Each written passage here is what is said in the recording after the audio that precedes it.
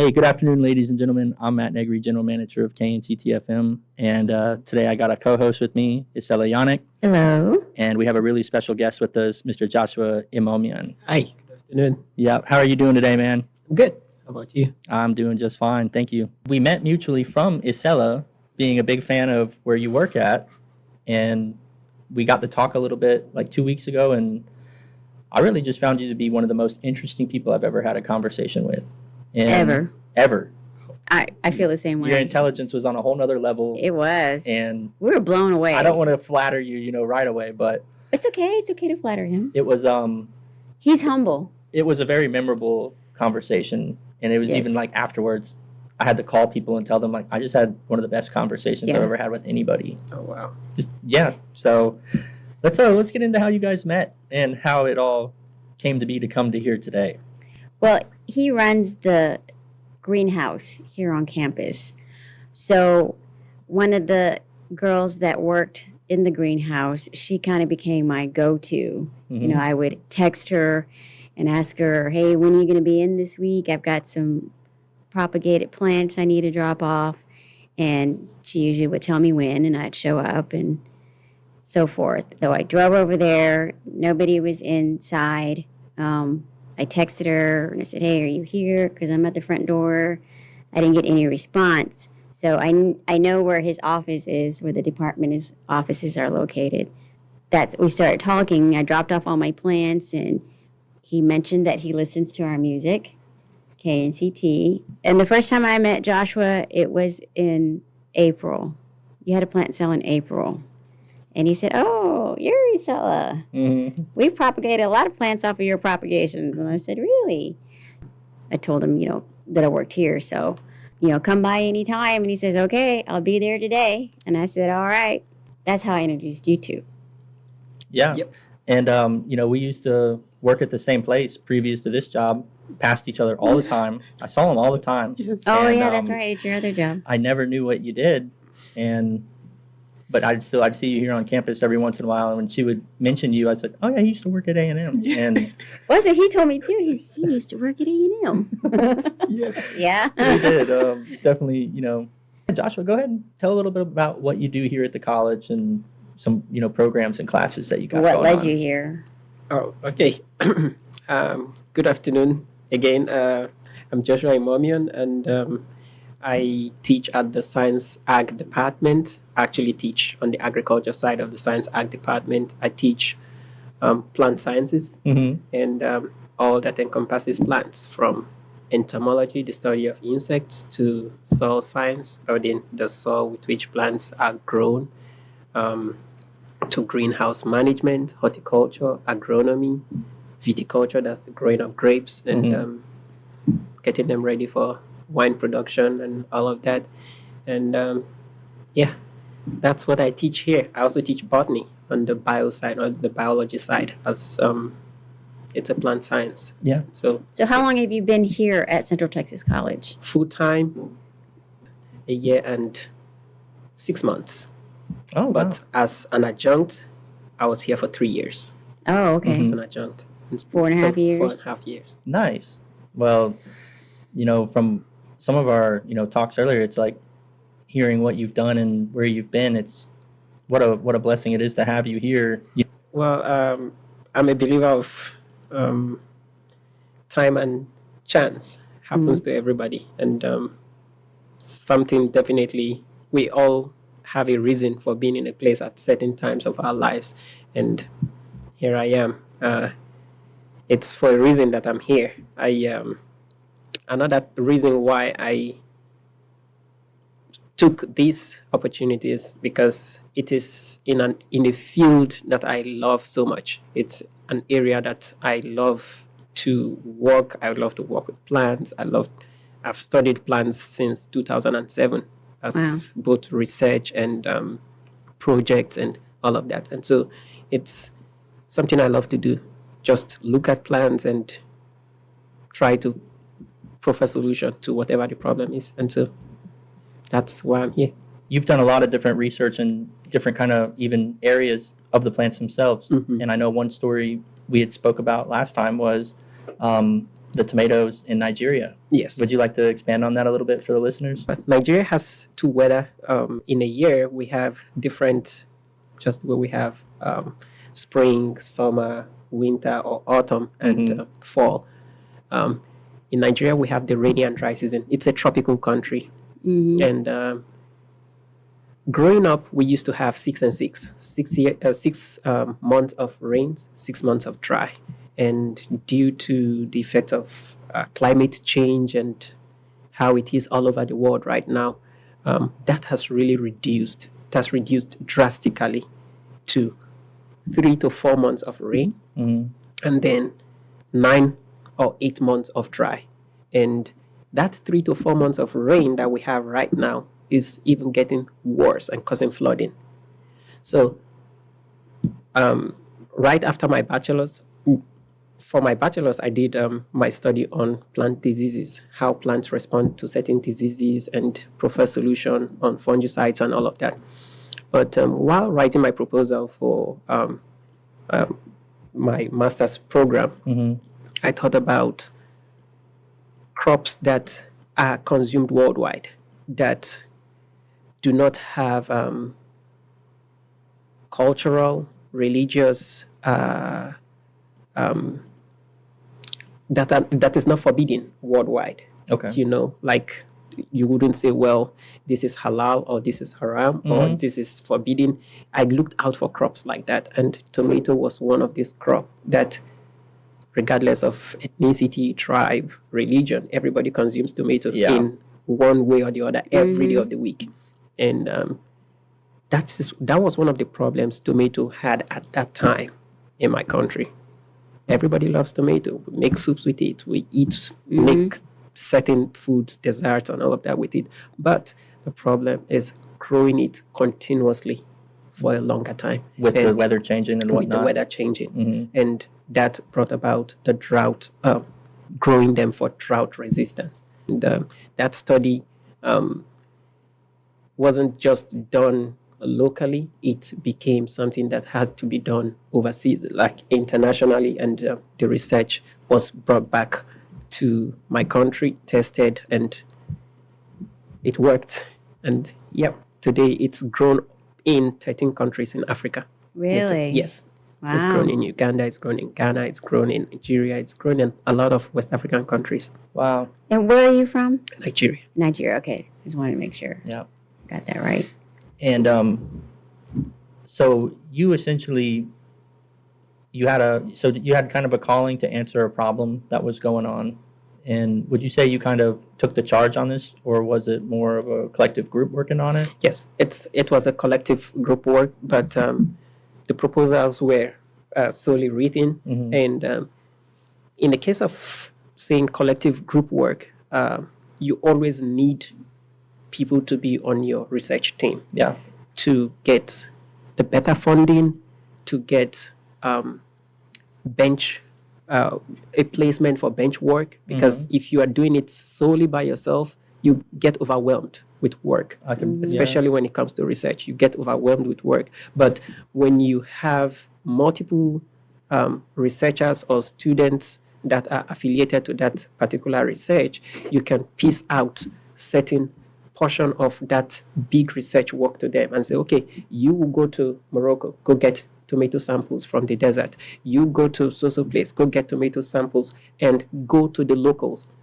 So when all of these people bring their samples back, then we extract the DNA, and then we go for sequencing, and then we continue with our work back right there in the lab and then up to the greenhouse. So we needed not just one person, but multiple people, about 8 of us, to do this work. And we also have papers published on that. And so when you were looking at the DNA sequences, let's say, right, you had tomatoes from all over the world. Yes. Were you comparing the Moroccan one to, like, let's say, a tomato from France or a tomato from Mexico or a tomato from Canada or something? Yes. And you were able to look at the genomes and kind of pick out different, I know this is a little, I don't want to sound incorrect on anything, but, looking at the different sequences and alleles in there and finding the differences. That's essentially kind of what you were doing with that? Yes, yes. We were actually looking out for tomato that have this inherent gene that helps them resist drought. And here in Central Texas, we have a lot of tomato that have that gene in them. Wow. Yes, a lot of these tomato you find here at this time, they are growing and still producing fruit. A lot of them are drought resistant tomato. They have been either worked on by genetic companies, plant genetic companies, to be able to resist, or they have been bred with drought resistant tomato plants, and seeds are produced and then sold out. Some of them, most of the ones we have here that survive the extreme heat, most of them have that inherent gene that triggers whenever we go into these times of the year. And they are able to survive without water for days and even weeks before they start folding up. And so you would say your research was a success, right? Yes, Yeah. it was, but it came with a lot of failures too, But at the end of the day, yes, success was gotten out of it. And Well, I know we mentioned earlier, it might even not be a real science project if you don't come across some failures. yes, Right? That's the only way you can learn. If everything goes perfect for you, then Something's not right. maybe you weren't testing the right, or had the right controls or the right constants. yeah. I also tell students that in the lab, sometimes they're doing experiments and they say, oh, why is my result different from this person's result? Why am I getting a different result? And I say, well, not everybody get the same experience from the same thing. It's okay to have a negative result. In fact, there are some scientific publications that I review, and if I see a negative result, I say, yes, this person they've done the right thing by reporting their negative results. Whereas some people will either tweak the result to make it look close to positive, or they want to, okay, let me go repeat this experiment. Yes, it's okay to repeat the experiment, but if after doing it once, twice, thrice, and you're getting a negative result, it just means that is what it is. And it's okay to publish negative results sometimes. And that's why it's called a research. If you push a negative result out there, someone can go through your paper and say, okay, let me work on this and see what I need to tweak in the materials and methods to see that it becomes positive. And that's how it is. Nice. That's really cool. And we talked about a little bit about the gene editing and whatnot. Is there anything else that you've worked on where you've kind of tweaked, or messed with the genomes of something to make it able to resist, like, let's say, colder climates or, more arid climates, rainy climates, anything like that? Well, in the case of this drought resistant tomato, it's more of lab work. Yeah, we didn't do any editing, as a matter of fact. It was more of getting the sequence and then just using our gene guns to shoot in the new extracted drought resistance into new tomato, and then watching them grow in a greenhouse in a controlled environment for a while before hardening them up outside. But it took a while. They were for a whole year. Okay. We had raised tomato, we had used our gene guns and everything failed at certain times. So after a while, we were able to know where our errors were, and we fixed it, and yes, we got results. So did that project take more than a year, though? Yes, it took. Yes, that project lasted for 8 years. The British Council funded that project for more than what was expected. Yeah. Really? Yes. Working on something for 8 years. I know. You really love your craft, A lot of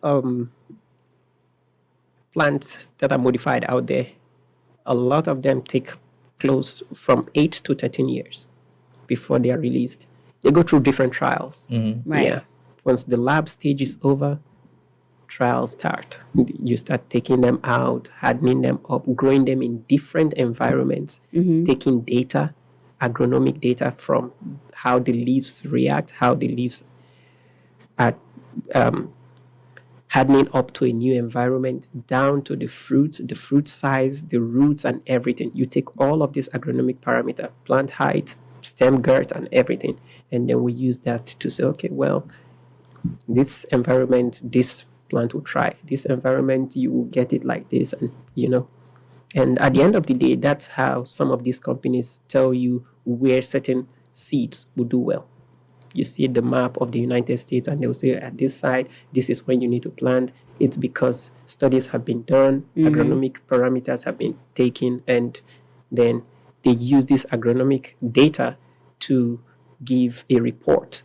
And that's what people use in growing the crops. You don't really think about what goes on behind the scenes or how it gets to how it is. We just You and I are just the consumer. Yeah, exactly. We don't really think about all that years of research and study and what have you. But when we spoke to you last time, you had mentioned that you used to work for the United Nations Environmental Program. Yes, UNEP. Yes, UNEP. So can you tell us a little about that? Like, how did that happen? Like, how did that come to be? Okay, so UNEP is actually the United Nations Environment Program, and they have a part or a section of UNEP called the World Conservation Monitoring Company, WCMC. And all the United Nations Environment Program does is study the environment, whether it's good or bad. And of course, with the way the world population is increasing, the changes in our climatic conditions, there's a lot of good and bad going on the environmental side. If we're not talking about pollution today, we're talking about flooding. And if it's not flooding, it's an earthquake, just like the one that we had recent, I think a week ago or so. It's always something. And the UNEP goes even further, not just studying environment, also studying wildlife in all of these different environments around the world to see, hey, what's the problem? How can we help to ameliorate some of these environmental impact that are taking over our little earth where we all live? And as a researcher with the UNEP, with the United Nations Environment Program, I was more on the bioremediation side. And I was a bioremediation assistant for a while, did my research with them. And it was more of trying to recollect polluted environment. There are ways you can recollect environments that are polluted without harming the little biodiversity there. And that was where I keyed into by using microorganisms and things like that to see that we were able to recollect areas, polluted areas, especially oil spillage. There's a lot of oil spills. Crude oil spills, exploration sites, not just crude oil exploration, but exploration like mining. Lead or mercury. Lead, mercury, cyanide, and all of that. All of these are results of, they are gotten from exploration, where earth metals are extracted, chemicals are pumped in. For example, if you go around where heavy gold exploration takes place, you always have mercury loaded in that environment, because one of the things they use in washing of those earth, rocks, and all of those things they extract from the soil is mercury. And so it's that mercury is loaded back in the if it's a stream, it goes into the stream, poisons the water bodies, and then goes into the ocean, and the pollution continues like that. So we tend to, as bioremediators, look out for ways we can use biomaterials, plants, microorganisms to clean up this place or places without causing more harm to the environment, and that was. How did you connect with UNEP though? How did they recruit you, or was it through college? I was actually in graduate school at Oh, that okay. time, and it was just like starting as a contract staff.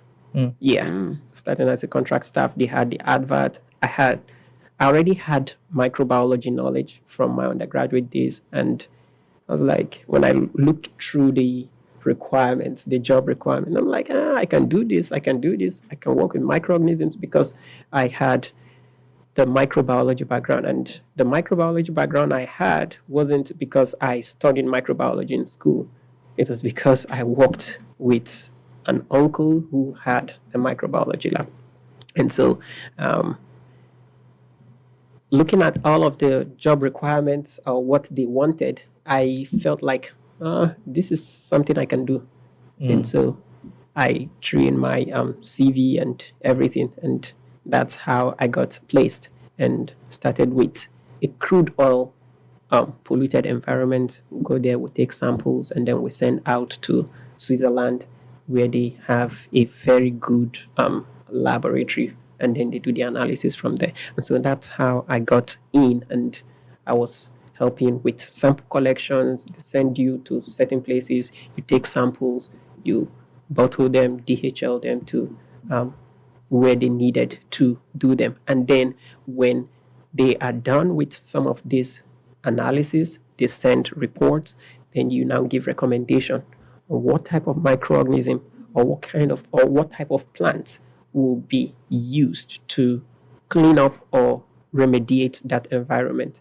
And there are lots of plants that can do cleanup. There are lots of plants that can do cleanup. So, can you tell us where they sent you?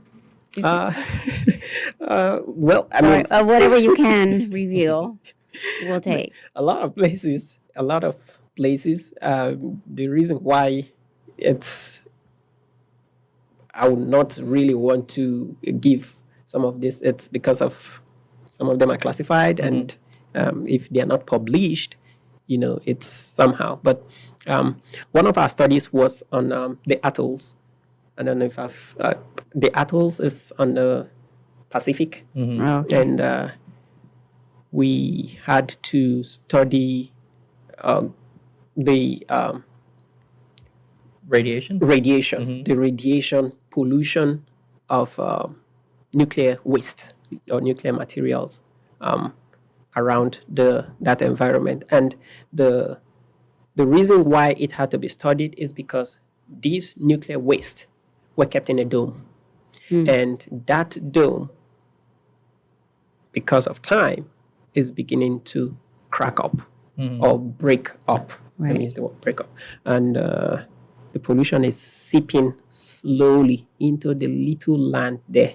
Now, the reason why that became something to be concerned about is because of the rise in sea level and how it may take over the dome if care is not taken. And if that happens, the nuclear waste will flood the oceans and mess a lot of things up. And so Geiger counters were carried and studies were done around the dome. Samples were taken from plants, taken from water, and things like that, just to ensure that, organisms, live organisms, water, and all of that, are they already seeping some of these radioactive materials that we need to be concerned about, and things like that. So, yeah, that's one of the studies that was done. Now, was that kind of like getting ahead of a crisis or kind of like combating a crisis? Well, getting ahead of a crisis and then finding a way to combat it. Okay. Yeah. Both. So a little bit of both. A little bit of both. Yeah. And when I heard the Science in the Sea talk about it yeah. on KNCT one morning, I just kept nodding my head to, yes, that's true. Yes, that's true, until the Science in the Sea lady stopped talking. Also, I was like, yep, that's true. And that became a part of my class that day.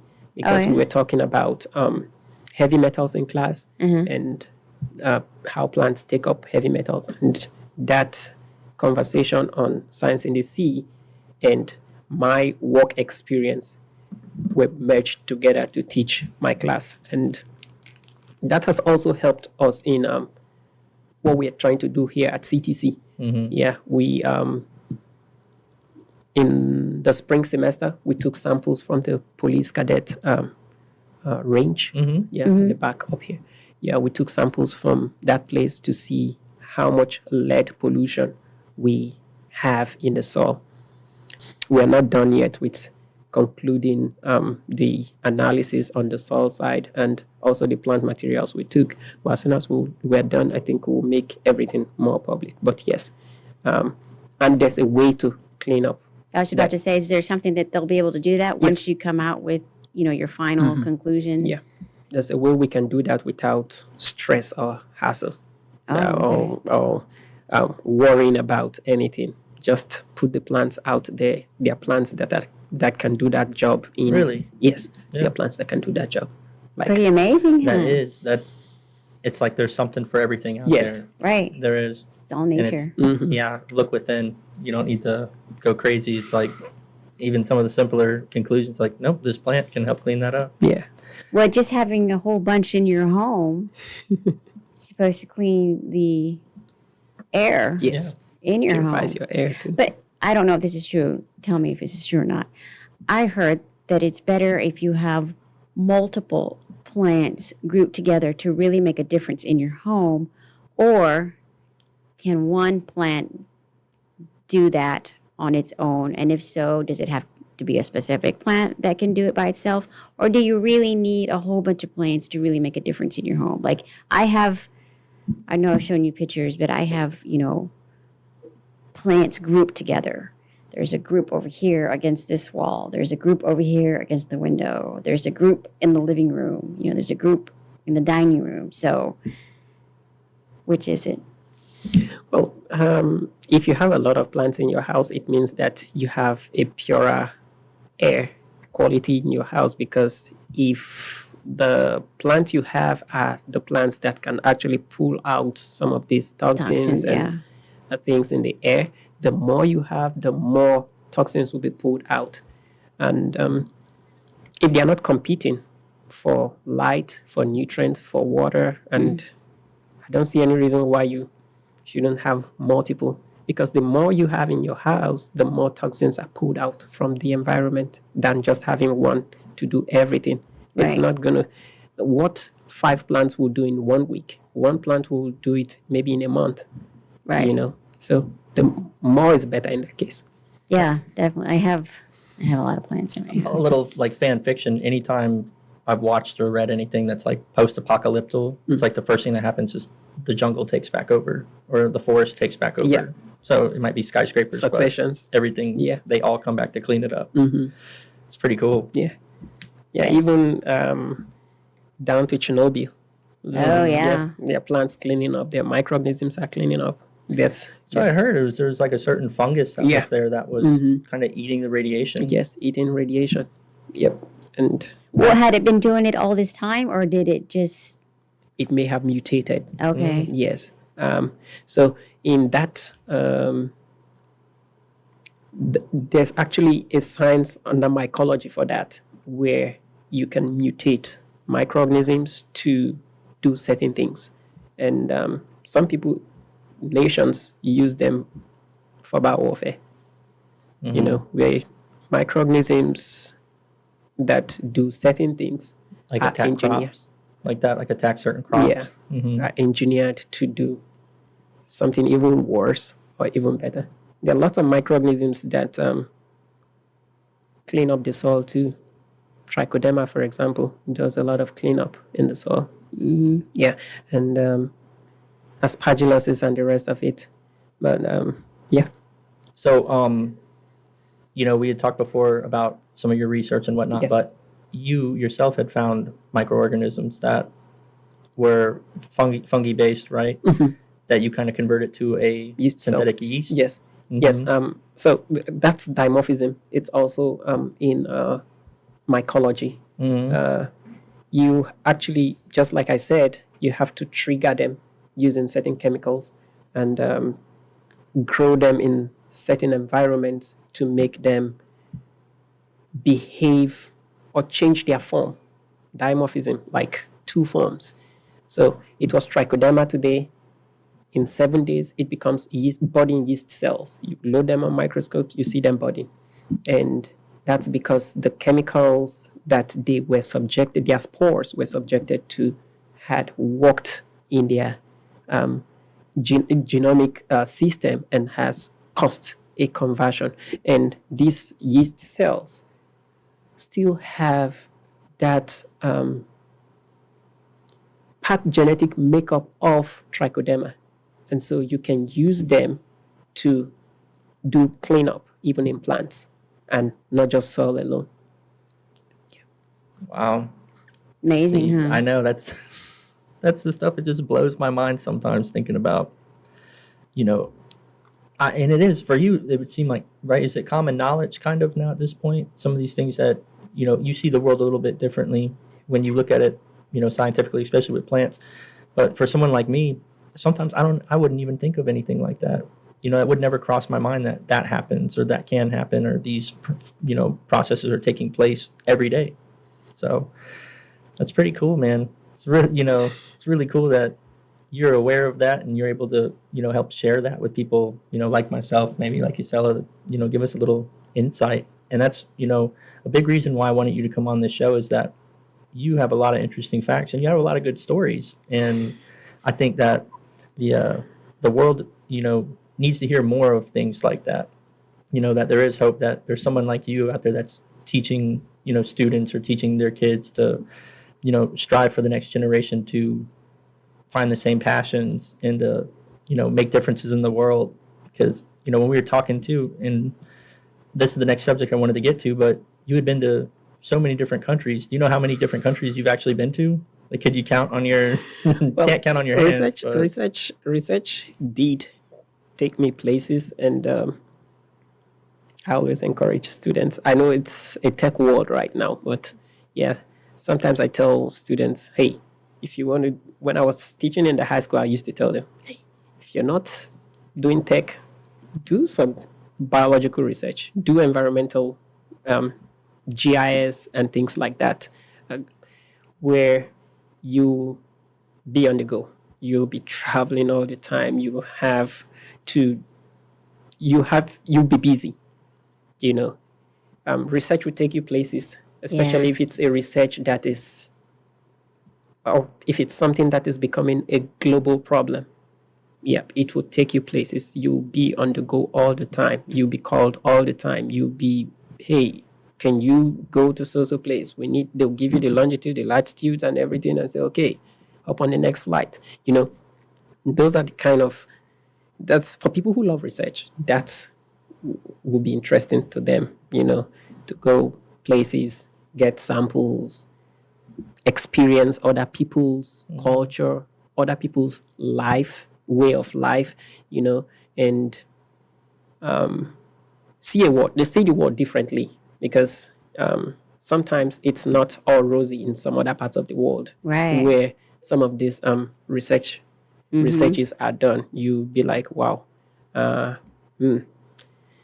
it's still behind in some places, whereas you think life is all rosy, But it's the same everywhere. It's not. it's So not. how many countries did you go to? You're not going to tell us? He doesn't want to tell. Can I take a guess? And you tell me yes or no? Higher, lower? well, of all the many places you may have or may not have been, where was your favorite? Yeah. Everywhere's my favorite. Really? Yeah. The reason I say everywhere's my favorite when it comes to research is, at the end of the day, our goal for research is that the world is a better place, whether for the water we drink, the air we breathe, or the food we eat. Right. Regardless of the conditions I met the place, I know that the samples I'm taking, the data I have gone to collect, is for the good of humanity and not just to sit in someone's tables or in one laboratory. It's us finding a solution to a problem around the world. So as far as I'm learning from a place, I see it as very, very interesting. I usually tell my students back in the high school, and I'd say, well, I think, especially when they come back to school after maybe a long weekend and they don't do their homework, I give them homework and say, okay, let's get this done by when we return from the long weekend. And it's like everybody comes back from the long weekend and just maybe 2 out of 35 students did their work. And then Wow. I turned the class into a talk class where I talk some experience to them by, hey, do you know there are some parts of the world where kids walk miles? I'm not talking about 1 mile. I'm not talking about 2 miles. I'm talking about 3, 4 miles barefooted to go to school. And the school we are talking about doesn't have a roof over their heads. They're going to sit under a tree and just scribble all day. No notebooks, no backpack, torn clothes. I start giving them this lecture in class. I'm like, you guys, you need to wake up. Yeah. If kids could go this length just to learn 1, 2, 3, ABC, and a couple of things, maybe one science or integrated science and things like that before going back home in the afternoon, I don't see any reason why you have all of the luxuries and wouldn't do things. I was one of the big push back when I was teaching in the high school that kids or students be sent on lots of exchange programs. Yeah. Exchange programs where they will be made to visit certain places and see how people live, how people learn. I always say this, it's not me trying to shame Right. where I'm from, but I didn't see a projector until 2008, like 2008 here. And I was already in the university. Wow. And yes.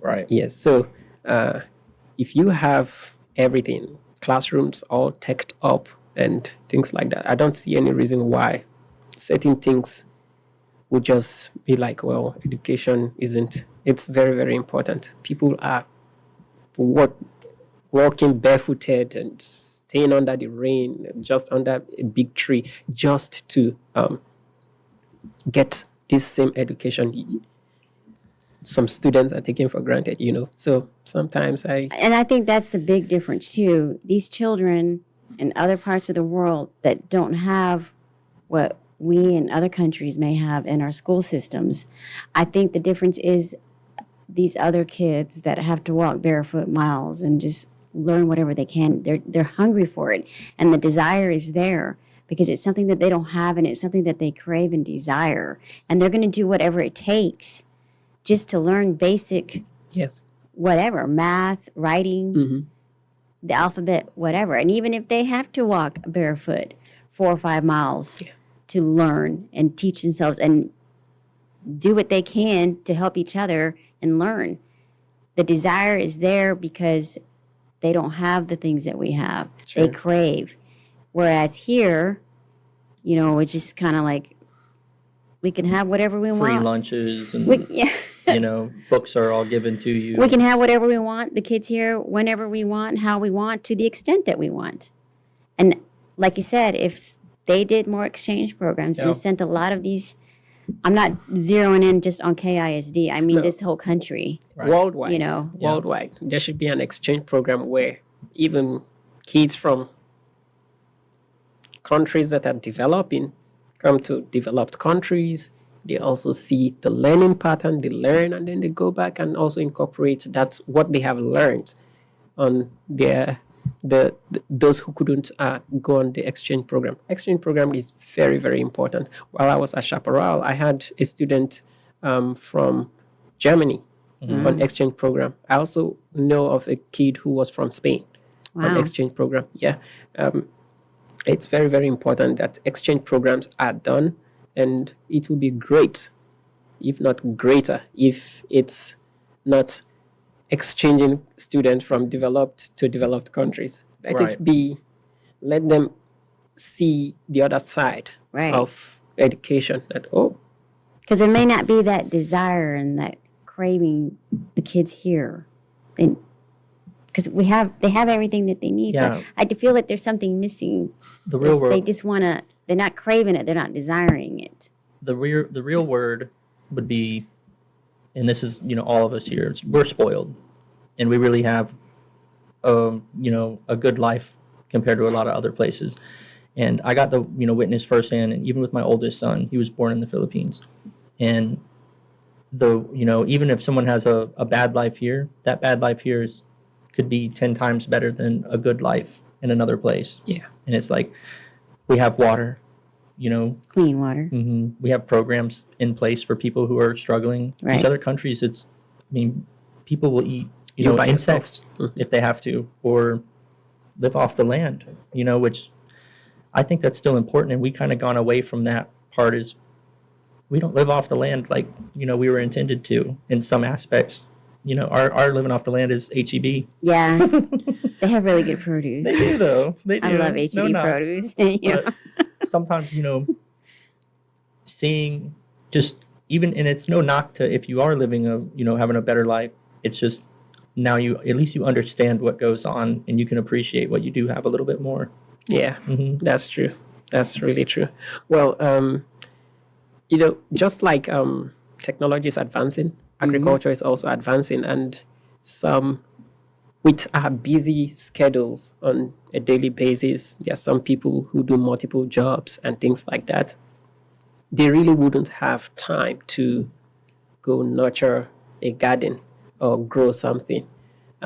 So that's the reason why we have companies like HEB building their own farms to grow for people. I mean, Here in Texas. yep. It's all, So most of it is the here. population is increasing. Not everybody have time to nurture or grow plants. Right. You have an alternative to that. So yeah, it's a good thing. I mean, to an extent, I would say that it's a lot of mouths to feed worldwide. It's about Yep. almost 9 billion people on Earth. And where would I go to get my produce? Well, at the moment, I get my produce from the garden. Yes, I grow most of my crops myself. And we have a garden up there behind the greenhouse. I have friends who have gardens, and I take a couple of produce from them as well. And that's how I live.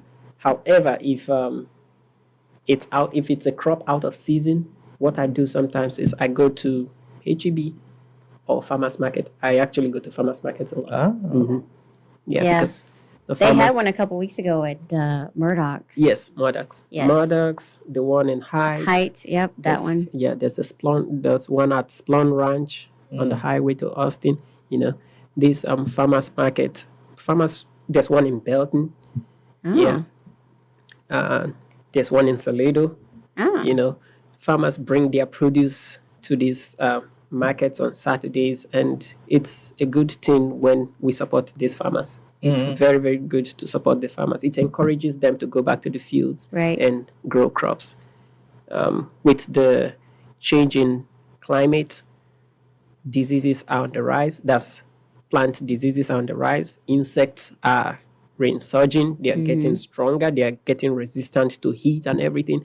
So all of these things are things that we need to encourage the farmers with by going to buy their produce, because it's not easy these days growing crops with all of this surge in climatic condition, pests, and diseases. So I always stop out there to get a couple of produce.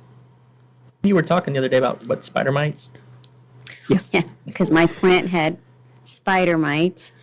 I did treat it. It's in quarantine right now. Okay. In a window facing east, and it looks gorgeous. It's never even looked that good. I'm like, wow. I mean, I know it had mites. I think I might have caught it at the beginning of the infestation, Yeah. which is good because every time I water a plant, I clean the leaves. Yes. And I wipe down each leaf. And that's when I notice. I thought, I really don't want to throw out this plant because it's so pretty, something under $10, I can just go buy another one. I'm not going to. But this one, I'm like, no, I have to try to save this one. The spider mites, I sprayed it twice the first week. This Friday, I'll spray it again because I don't know how long I'm supposed to have it in quarantine. I think a month or two. Yeah. Right? Well, it depends on the infestation. Have you noticed any change in the mites? Do you still have the mites? I looked at it last night. I brought it out to the kitchen table. I write everything down. I journal every single plant and what I do with that plant. So since the last time I sprayed it was last Friday, then I thought, well, then I can wait till this Friday to spray it again. But it was underneath a pretty good light, and I didn't see anything on the tips of the leaves. I didn't examine every single leaf, top and bottom. But from what I could see and the way it's been looking since I put it in that window facing the morning sun, it looks pretty good. But I don't know, just because I don't know if to keep it there or bring it back out. I'm afraid. Well, just give it a couple of weeks and see how it goes, and then you reunite it back to where it was. Yeah, its previous environment. But in the meantime, you just still need to quarantine because some of those mites live in the go soil. Go into the soil. So should I change it out, the soil, or is it just gonna? Am I just gonna have to change it out again? Yes, you eventually have to change the soil out again. Yeah, and if you recycle your soil, then you have to oven bake the soil to kill. Yeah, all I've the heard of eggs. people doing that, but Yes. I'm not. I don't want to do that. I microwave. Right. A lot of people bake theirs to get stuff out of it before they incorporate it into Allow it cool and then- repotting their plants and stuff. I would just throw it away. Because and I also look at how old is this soil? When did I repot this plant? It was a year ago. I'm not going to reuse it. So my husband told me, don't throw dirt away. Just dump it in the backyard where we have, The composter. like dips or holes. So that's what I've been doing. Yeah, Just throw it in the backyard. But unless it had pests, I really don't want to put that in my backyard. yeah. So I double bag it in some plastic bags and I put it in the trash can outside, not trash cans inside my house. Because I get weird about pests. You never know. I get creeped out, Matt. I know. Next So, thing you know, they grow into, I don't want another mutant pet. pests. Yeah. I don't want another pet. You get, tarantulas or something. Oh. Joshua, are there any research or initiatives or projects that you're working on right now in the local community Yes. here in this area? Yes. I on campus here, I had started something with iodine fortification. I am really big on fortifying crops, and so I tend to look around for things that I can fortify. So last semester, the spring semester, we did fortify lettuce with iodine, and this fall semester we'll be doing the same experiments again, and hopefully we can take our samples after the fortification to A&M to help us use their HPLC to run these tests. That's one of the major things. I'm also looking at fortifying lettuce, kale, spinach, or bok choy with vitamin B12. Yeah.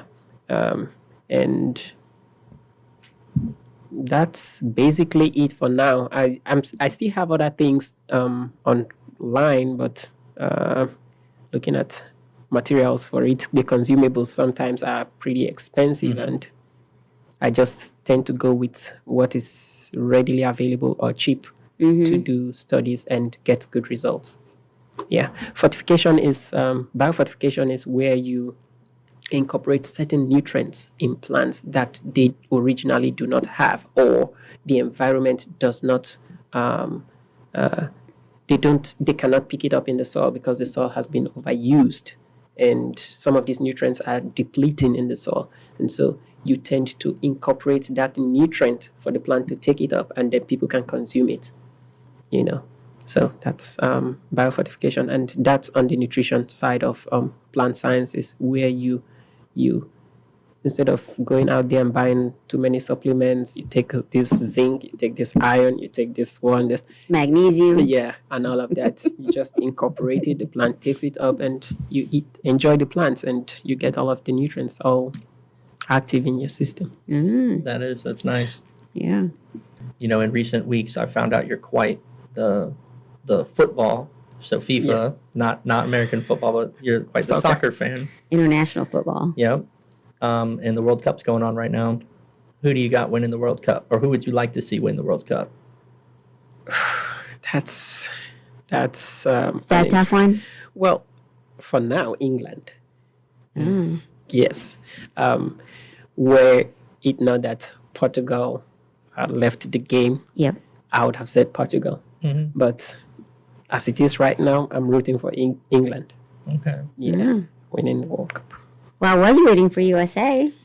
Yeah. Yeah, and They're out. I've never watched this much soccer, and then Yeah, me either. but now I'm really invested in it. And then with the event they had on campus at the planetarium, yes, I really enjoyed both those games that I Me went too. to. Me Yeah, too. we sat by each other. yes, yes. And then anything I didn't really know, I'd look at him and he's like, no, that's good, or that was, oh yeah, he was offside just by the tip of his toe. And so Jeez. I've started to, I wouldn't say like a big passion for it, but I'm starting to understand it better, and I'm starting to like it a little bit more. Yeah. And just all the different teams that were playing. I liked Senegal, and so I watched Senegal versus Belgium the other day, and Senegal had a 2-goal lead, and all of a And then sudden They lost it. 3 goals in like 3 15 goals minutes. in 15 minutes. Belgium won.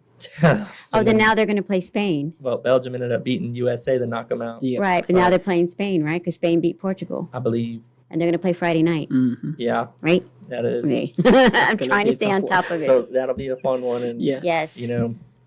So, how about, because that's World Cup is a little bit different than regular football or Yeah. regular soccer. Yes. Do you follow any clubs? Yes, Manchester United. Okay, Man Yeah. U. Yes, Of Man course, U. they're like the Yankees of soccer, huh? Really? I've been a They're Man U good. fan for over 25 years. Mhm. Wow. Yeah, from the days of Ruud van Nistelrooy and Tim Howard in the team, and from the days of Sir Alex Ferguson as the coach for the longest of times. So, yeah, I still, even though the team is not really performing as they used to, well, Right. it happens in every sphere of life. Sometimes you get it all good, and sometimes it's Kind of like the Dallas Cowboys, huh? They're like the Dallas Cowboys, but they're winning still, right? They still win a lot. yeah, they still do, but Cowboys Yeah, have the their Cowboys heyday. aren't really winning. And they had their moment when yeah, Troy Aikman was there, and it was just, it was amazing. Yeah. Yes. Thank you for real for coming in and kind of sharing a little bit about what you got going on, where you've been, what you do. I really do. I think very highly of you. You're a very interesting person, and maybe we could make this into a series at some point where we get you back on again. Real big thanks for being a listener, for listening Oh, to yes. KNCT. Listening to Simply Beautiful, And, 91.3. And then, shout out to Science in the Sea for Yes. being able to put out something that he related Yeah, to. exactly. What are Being the in the odds? same places, and that is really cool. Yes. They had an episode the other day about saltwater crocodiles. I'm a big fan of saltwater crocodiles. Yeah. They're dangerous. I don't like them for real, but I'm interested in them. But Joshua, thank you so much for being on. Is there anything Thank you'd you. like to tell anybody? Or ask us? Yeah, or ask us. You have questions Thank for you. us? Thank you for having me, and I hope other faculties are invited for Oh, yeah. shows like this or podcasts like this, so we can actually talk more about what we're doing, how our courses can help the community, the school environment, the county, the state, and all of that, and things we are capable of doing regardless of in a community college or something. Right. There are things that if we are allowed to, we can actually compete with universities in certain studies. I'll leave it there. Or even having undergraduate research, right? Yeah. Yeah. Yeah. I know in high school I had a tough time. If I had teachers like Joshua, Mm-hmm. you're so passionate about what you do, that passion definitely passes off to people. And Yeah, I feel like I would do definitely. good, and You would have done a lot better than what you did. I was a hard student to have in the class, that's for sure. Especially my science classes. I don't know why my Yeah. physics class was ridiculous. I was like, Yeah, It was I tough. struggled with science too. So but thank you again, for real. Very interesting. Great Thank to you have so you. much. Yes, Thank sir. you so much. Thank you. All right, thank you guys so much, and we hope you enjoyed this episode of the Local Spotlight. thank Desiree, you, take it away, Desiree.